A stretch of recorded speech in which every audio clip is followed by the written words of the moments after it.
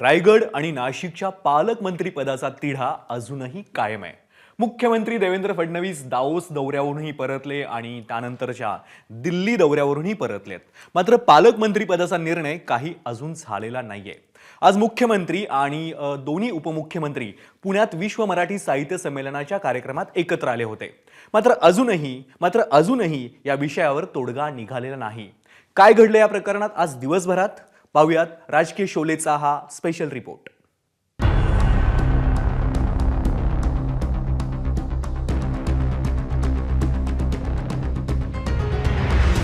नाशिक आणि रायगडच्या पालकमंत्री पदाचा तिढा अजूनही कायम आहे। मुख्यमंत्री दावोसवरून आल्यानंतर वाट निघेल अशी चर्चा होती, मात्र ती चर्चाच राहिली। पण नाशिकवर गिरीश महाजन तर रायगडवर शिवसेना ठाम आहे। तीन पक्ष एकत्र झालेले आहेत आणि तोलामोलाचे सगळे आमचे पक्ष आहेत आणि म्हणून प्रत्येकाला वाटतं 1.5-2 वर्षांनी आता कुंभमेळा त्या ठिकाणी आहे आणि म्हणून मी कुंभमेळा मंत्री पण आहे आणि म्हणून मुख्यमंत्री महोदय म्हणाले देवेंद्रजी आणि मी पण आग्रह धरलेला होता की जर सगळं सुरळीत करायचं असेल, म्हणजे सुरळीतपेक्षा म्हणजे कोऑर्डिनेशन जर व्यवस्थित ठेवायचं असेल तर पालकमंत्री मला ठेवा आणि कुंभमेळा मंत्री मी आहे। शिंदे साहेब असतील, दादा यांनी काय विचार केल्यानंतर मग त्याला स्टे दिलेला आहे। मला वाटतं 2-3 दिवसामध्ये त्यांच्यामध्ये चर्चा सुरू आहे, एकमताने त्या ठिकाणी निर्णय होईल। खरं तर तो आमचा न्याय काय आम्हाला तर मिळाला पाहिजे, आमचा प्रयत्न शेवटपर्यंत राहील आणि आम्ही आशावादी आहोत की महाराष्ट्राचे मुख्यमंत्री आणि दोन्ही उपमुख्यमंत्री या संदर्भातला व्यवस्थितरित्या तोडगा काढतील आणि रायगडवासियांना न्याय निश्चित देतील। नाशिकच्या पालकमंत्री पदासाठी उत्सुक असलेल्या दादा भुसेंनी हा तिढा वरिष्ठ पातळीवरच सुटेल असं सांगितलंय।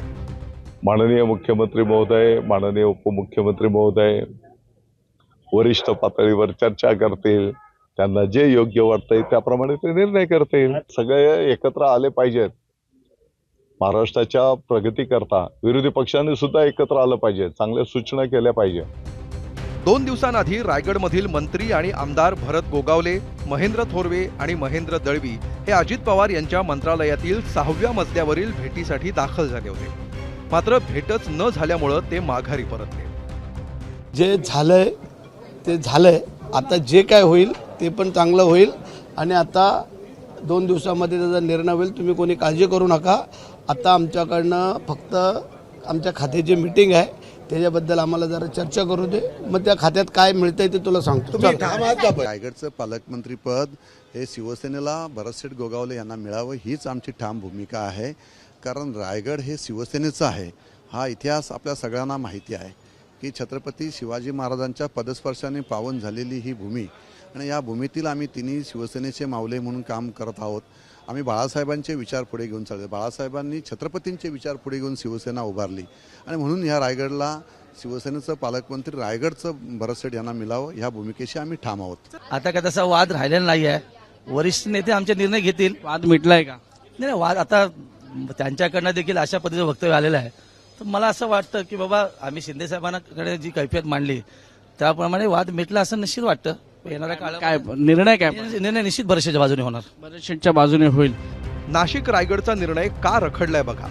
दोन्ही जिल्ह्यांच्या पालकमंत्री संदर्भात तिन्ही पक्ष आग्रही आहे। सहपालकमंत्री पदाबाबत चाचपणी सुरू आहे। रायगडमध्ये सहपालकमंत्रीपद न घेण्यावर शिवसेना ठाम आहे, तर नाशिकचं पालकमंत्रीपद न सोडण्यावर भाजप ठाम आहे। दुसरीकडे देवेंद्र फडणवीस आणि एकनाथ शिंदे विश्व मराठी साहित्य संमेलनाच्या उद्घाटनाच्या निमित्तानं एकत्र आले। त्यानंतर शिंदेंनी पालकमंत्री पदाबाबत भाष्य केलं। पालकमंत्र्याचा तिढाही सुटेल, सगळं सुटेल, तुम्ही काही काळजी करू नका। आम्हाला पदापेक्षा तुम्हाला मी सांगतो या महाराष्ट्रातल्या जनतेची सेवा करायची आहे। वोट मंत्रीपदासाठी असतो, पालकमंत्र्यासाठी। कोकणात फक्त रायगड जिल्ह्यातच राष्ट्रवादीकडे पालकमंत्रीपद आलं होतं, त्यामुळे हे पालकमंत्रीपद हातातून जाऊ नये यासाठी राष्ट्रवादीचे आणि त्यातही तटकरेंचे प्रयत्न असतील। रायगड आणि नाशिकमध्ये महायुतीतील कोणता पक्ष एक पाऊल मागे घेणार आणि त्याचे भविष्यात काय पडसाद उमटणार हे बघणं महत्त्वाचं असेल। अभिषेक मुठाळ, एबीपी माझा, मुंबई। एबीपी माझा, उघडा डोळे बघा नीट।